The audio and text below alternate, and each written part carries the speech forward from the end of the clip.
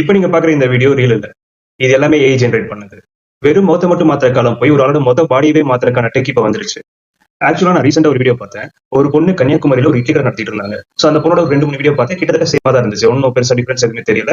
அப்புறம் ஒரு 1 வீக் கழிச்சு பார்க்கிறேன். அதே சேம் பொண்ணு ஒரு பைலட்டா இருக்க மாதிரியான ஒரு வீடியோ. ஒரு ஹெலிகாப்டர்ல ஒரு ராமேஸ்வரத்தோட ஒரு பாம்பன் பாலத்தை சுத்தி காட்டிட்டு இருக்காங்க. எனக்கு ஒரு ஆச்சரியமா போச்சு. என்னடா இட்லி கடை நடத்திட்டு இருக்க பொண்ணு திடீர்னு ஒரு பைலட்டா இருக்கே அப்படின்னு சொல்லிட்டு. அப்பதான் தெரிஞ்சுச்சு அது ஃபேக். அது ஒரு ஏஐ ஜெனரேட் பண்ண ஒரு கேரக்டர். பார்க்க அச்சசலா ரியல் பொண்ணு மாதிரி இருந்துச்சு. ஏதோ ஒரு பெரிய ப்ரொஃபஷனல்ஸ் யூஎஸ்லயோ கனடாலயோ உட்காந்து பண்ணிருக்காங்கன்னு நினைச்சீங்கன்னா அதுதான் தப்பு. நார்மலான ஒரு ஆளு கையில கொஞ்சம் காசு இருந்தா போதும். ஒரு 2, 3 ஏஐ டூல்ஸ் வாங்கி அக்கௌண்ட் ஓபன் பண்ணி ஒரே நிமிஷத்துல ஒரு ஃபேக் கேரக்டரையோ இல்ல ஒரு ஃபேக் வீடியோவே கிரியேட் பண்ண முடியும். சில வருஷங்களுக்கு முன்னாடி எல்லாம் பாத்தீங்கன்னா நம்மளோட ஃபேஸ மட்டும் தான் அவங்க ஃபேஸ் ஸ்வாப் பண்ணிட்டு ஒரு கேரக்டர் வந்து போட்டோவா ரெடி பண்ணிட்டு இருந்தாங்க. ஆனா இப்ப இருக்க ஏஐ குவாலிட்டி வந்து ரொம்ப பயங்கரமா இருக்கு. வெறும் பாடி மட்டும் இல்ல, அவங்களோட வாய்ஸ், ஹேண்ட் மூவ்மெண்ட்ஸ், அவங்க எப்படி உட்காருவாங்க, எப்படி நிக்கிறாங்க, எப்படி பேசுறாங்க, எல்லாத்தையுமே இப்ப வந்து க்ளோன் பண்ண முடியும். ரியல் பர்சன் மாதிரியே இருக்கிற நிறைய ஏஐ அக்கௌண்ட்ஸ் இப்ப சோஷியல் மீடியால சர்க்குலேட் ஆயிட்டு இருக்கு. அதுக்கு எக்கச்சக்கமான ஃபாலோவர்ஸ், எக்கச்சக்கமான சப்ஸ்கிரைபர்ஸ், எக்கச்சக்கமான வியூஸ், லைக்ஸ், கமெண்ட்னு போயிட்டு இருக்கு.